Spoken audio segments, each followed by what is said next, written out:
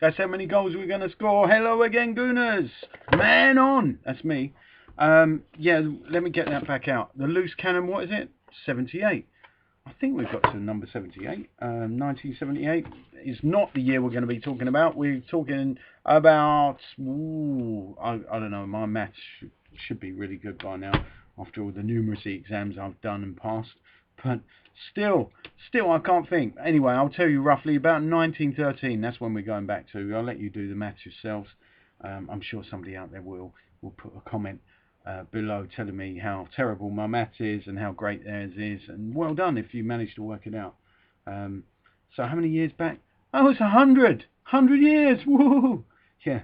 Well, you know, as you can tell, I'm a bit dazed and confused after what happened at the weekend. And plus, my dad's been on the phone nagging me, telling me I'm completely wrong to think that Theo Walcott is a better player than Gareth Bale. That's what I said. I didn't say he's a better winger. I said he's a better player. In my opinion, Theo Walcott's always been a better player than Gareth Bale, but it doesn't mean to say we get the best out of him. He has scored more goals than Gareth Bale, and he hasn't played that many games up front as such. Gareth Bale seems to have a freer role at Spurs. Nonetheless, of course, it's very hard to judge a player when he's played out of position. Look at Gareth Bale when he played at left back. How successful was he then? Not very, is the answer. Theo was more successful playing in his early days as a winger at Arsenal, and obviously I hope that Arsene Wenger will see the light and start to play Theo in his rightful position. And as soon as he does that, I think we'll see the best player that we've seen at Arsenal for a very long time. He may even, I don't know if he's going to surpass, I very much doubt he'll surpass Thierry Henry's accomplishments at the club, but he may well be up there in the top 5 goal scorers of all time if he continues to stay injury free mostly and is allowed to play in his rightful position instead of the likes of Gervinho. And I don't want to talk about the likes of Gervinho and Diaby in particular, because I said enough about them in the last vlog. But anyway, it's been 8 seasons without a trophy now, and because I really can't see us beating Bayern Munich over the 2 legs. I can see us beating them over 1 leg, and my dad's put a bet on Arsenal to do just that. I can see that happening, but realistically, is it possible to beat Bayern over 2 legs? It's possible, but unlikely is what I would say. And even if we do get past them, what about the teams that await in the next round of the Champions League? Well, as much as it's a dream of Arsene Wenger to win the Champions League, I just can't see this team managing it, particularly as we haven't strengthened when we could have strengthened. If we'd have just added 3 classy players to this team, it would have possibly been good enough to go all the way. Would have been good enough to even win the title. But it seems that we've written it off as 4th is now 1st. So what I'm saying really is judge Arsene Wenger by his own criterion. His criterion for success is 4th.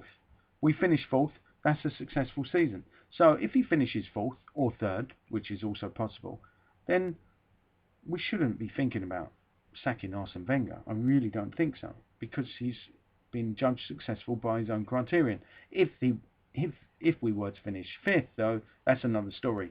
I think at that point we can consider sacking Wenger. It sticks in the craw really to say it. I can't imagine it happening really, but at some point every good thing comes to an end, of course. Although Sir Alex Ferguson seems to go on and on forever. And let's not forget, of course, Sir Alex has had a lot of bad results in his time as Manchester United manager. There's been a number of giant killings. We've been spoilt in as much as at Arsenal we've not had to endure the number of giant killings that Manchester United have had to endure over the past 16 years or so. We haven't had to endure very many at all. So now that we've had a couple, Bradford City obviously a bit of a shock. We didn't actually lose a game over the well, apart from in penalties, we didn't lose it on the pitch as such. So, and of course Bradford managed to get to the final, so that puts it in perspective a little bit. And then of course this defeat against Blackburn is even worse to me, because it's at home for one, and Blackburn are not a team exactly on a roll, though they were in a reasonable vein of form coming into that game. So what should we think? Okay, the lack of trophies over the last 8 years is palpable, particularly as we won 7 trophies in Wenger's first 8 years, and then a lot of stats are coming our way, as it always happens when a club is in a bit of difficulty. The media start digging out all these stats, which is why Arsene Wenger's on the defensive so much. He really was lashing out at the media in a way that I've never seen him do. In the most recent press conference, his attitude towards the media is really hard to see why. Well, other than the pressure getting to him, it's hard to see what advantage he's going to gain by talking to the media in that manner. I can't see any advantage to be gained from it whatsoever. His win percentage has only dipped down about 4% over the last 7, 8 years to 55%. Prior to that, it was 60%.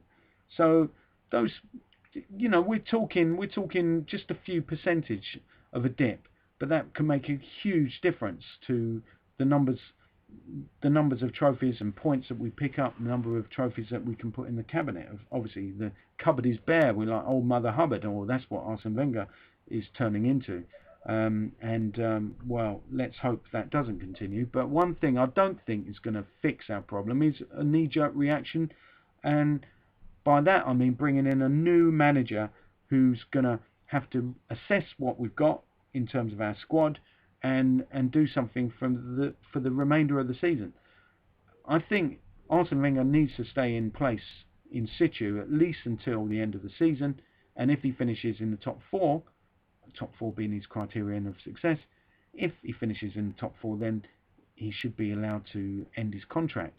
So, and then we should review the situation, say December of this year, see how we're getting on in the next season. The potential managers that have been mentioned as successors, none of them really impress me much, to quote Shania Twain. There's Ancelotti, of course. He's a very good manager, but is he going to be better than Wenger? I'm not sure.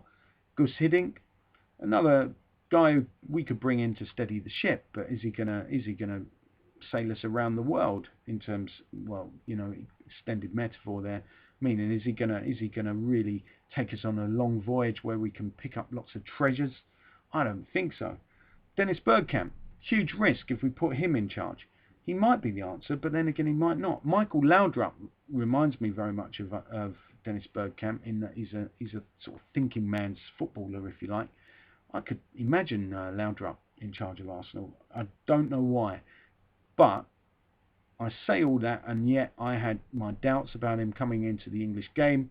He's of course brought Michu with him, which would be a nice acquisition for Arsenal. So if we got Laudrup and he brought Michu, well, I would be pretty happy with that, because that player has been phenomenal. But it could be a flash in the pan, we don't know, as could Laudrup. So it's all very risky. As somebody in the media said that it wasn't so very long ago that we were calling for the old Bolton manager to come in. Of course, we've had, it was Owen Coyle. Of course, we had an old Bolton manager before who was doing reasonably well with a club like Bolton. That was Bruce Rioch. He came in and there was a players' revolution. So these are the kind of risks that are involved when you're talking about a new manager. Then we've got Dragan Stojkovic, a guy I've actually met. He's the Nagoya Grampus manager, a lovely guy, talks a lot of sense in terms of his football knowledge. He's got it in, he's got plenty of it, and plus he speaks excellent English, obviously, otherwise I couldn't have spoken to him in his mother tongue. I'm not even sure which part of the Balkans he comes from, but he's a bit of a legend. But is he the answer? He would maybe initially he would find it a little bit difficult adapting to England, but who knows? Until we try, we don't know. But I don't think it would be the worst choice, but he certainly wouldn't be. Well, now Laudrup's got a year's, almost a whole season under his belt and has taken Swansea to the League Cup final. And I'd have to say I'd go with Laudrup because of his experience playing or managing, at this level in this country. With Stojkovic, the experience of Japan doesn't necessarily stand you in good stead for England, but then the same could have been said about Arsene Wenger. So shouldn't we raid Arsene Wenger's old club to find his successor? Again, I feel I'm not sure enough to say that that's what we should do. I really always wanted Arsene to be grooming a successor, so that successor would naturally be Steve Bold. but we keep hearing that they've fallen out with each other. No doubt we'll hear a denial very soon, but we've heard it once again that the two have fallen out. One day we'll find out the truth. Frank Rijkaard, I wouldn't touch with a barge pole. Nothing against him, but he's only managed really Barcelona to great success. Then we've got Klopp from Germany. That could be a bit of a difference for him coming from Germany to England. David Moyes, maybe he would be a good Arsenal manager. He's managed very well with Everton, but was he won? Not very much, if anything. I can't remember him winning a trophy at Everton, and they're not a bad team now, thanks to the players he's brought in. Obviously, Fellaini, an excellent player. Tim Cahill, he had and then offloaded, but he's got a good eye for bringing players from the Championship into the Premier League and making them successful. Obviously, there's Jagielka as well. He's a player I would have liked to have signed, but Fellaini has to be his best signing. Cost 13 million, but well worth that kind of money. Who else? Guardiola, again, not an option for me. I think most managers that take over the reins at Barcelona do well. And then Rafa Benitez has been mentioned in dispatches before, believe it or not. I can't see that one happening, especially now that he's had that Chelsea connection. But talking of Chelsea connections, the only manager that I would like to see take over from Arsene Wenger is Jose Mourinho. If we could get him, I would certainly consider offloading Arsene Wenger. It would be a slap in the face for Arsene after the comments, the voyeur comments made by Jose Mourinho. I think the two don't get along too well. So that would be a real slap in the face for Arsene, and I can't see the club going down that road, not at all. But if it were me, I would certainly consider it, because he is the best manager out there, and he's a manager that still has a lot to prove, and he's of an age where he's gonna go hell for leather to do just that. So that's my view on it. Other than that, other stuff going on in the media, the positives, get this, the positives from the Blackburn game. I always like to see positives from defeats, but I struggled to see many positives from the Blackburn game. Apparently, according to, who is it? Here is the City website. The positives are the following. 1, our defensive record. Well, it wasn't intact, but we only let 1 goal in. You can half see their point, but not totally. That we can concentrate on the Premier League now that we're out of the FA Cup. I think I mentioned that in the last vlog, although I didn't say it with any conviction. Then number 3, the reaffirmation of our problems. Well, I didn't need to know what our problems were, and it just reaffirmed them. Yes, it did. And Arsene Wenger, surely he didn't need to know that, because you would think that most people knew what our problems were. And without talking about the unholy trinity, you could see we were all at sea, really. Then there's point number 4, that key players were rested. Well, that again is very true. Sanya Podolski and Mertesacker didn't play, but Wilshere, Walcott and Cazorla all played 20 minutes. So they had cameo appearances, but they wouldn't have taken a lot of energy out of them. That will make them fresh and ready to play against Bayern Munich. And that's where point number 5 kicks in, because that's our response to defeat. You'd expect it to be a good response. It's not guaranteed, but you'd expect it. So let's hope that we do manage to put in a decent performance against Bayern Munich, and a victory would be nice. Convincing one, I think, is too much to hope for. Although my dad's even put a bet on us winning that game. Right, just to keep the likes of Hugh Wizzy happy, I'm just gonna run through the history book again, the Bible as he calls it, I think. The official biography, the compelling story of an amazing club, and the story, of course, goes on in the present day, but we're going back about 100 years roughly. Last time we talked about, or I talked about, the chairman of Fulham, William Hall, who became a director at Arsenal, and that was all really down to Henry Norris, who was a bit of a mover and shaker in those days. So Norris and Hall decided it was time for action. Their plans were to have historic repercussions for the club when they decided Arsenal would have to move from South London to North, of course. Plumstead, although close to London, was a nightmare journey for fans and visiting teams. Arsenal are a team that... Alright, I should do this in a northern accent. Arsenal are a team that plays at Andover, reported one northern provincial newspaper. Norris wanted a location where the club could tap into a more substantial population base and where a bigger stadium could generate much needed revenue. After all, Arsenal had finished the 1913 season with the grand sum of £19 in the bank.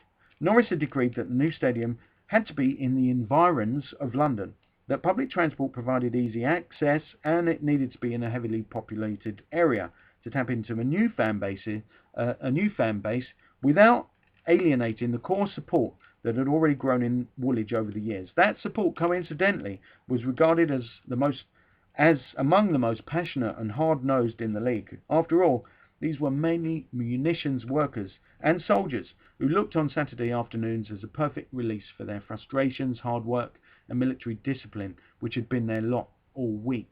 What better place to vent emotions than a football ground? Too much so on more than one occasion. One match had to be abandoned because of the amount of swearing from the Manor Ground crowd, and another had to be called off because the referee was beaten up by spectators. Sites were inspected and rejected in both Battersea and Haringey. Norris finally identified Islington as the most perfect site for the club's new base. It could not have been more different in culture to the area of South East London he wanted to leave behind. Norris had also seen the site he wanted, land owned by St John's College of Divinity, which housed a number of football and cricket pitches. When word leaked out that this was the preferred place of relocation, there was a furore. Many of the Woolwich-based supporters regarded such a move as a betrayal of the club's origins, and there were reports that Norris received death threats. His opponents went public with their disaffection, accusing Norris of putting future financial gain ahead of the culture and history of the club. The residents close to the college's grounds were also less than enamoured with the project, while there were predictable objections from Clapton, Orient and Tottenham, who viewed the arrival of the new club as a threat to their own fans' catchment area. In March 1913, a hastily arranged meeting of the League Management Committee was called to discuss the move. By now, Chelsea had become an ally of both Tottenham and Clapton Orient in opposition. The debate was lengthy and acrimonious, and it dragged on into the early hours. However, Norris finally had things his own way. The League Management Committee had no option but to approve the plan because, they concluded, they had no right to block it. A few days later, Norris did a deal with the ecclesiastical commissioners and negotiated a 21-year lease on the ground. Arsenal paid £20,000 for the lease, and as part of the deal, agreed not to play on the traditional football days of Good Friday and Christmas Day. However, this restriction was lifted in 1925 when, for £64,000, the club bought the site outright. Once again, Norris had overcome all objections to his scheme. When he set his heart on a project, it invariably came to fruition. And so, Arsenal moved to a new site called Highbury with plans to build what was to become one of the most famous football stadiums in the world. Well, that's all I'm going to be reading this time. I should say at this point, away! Until the next time, up Laguna.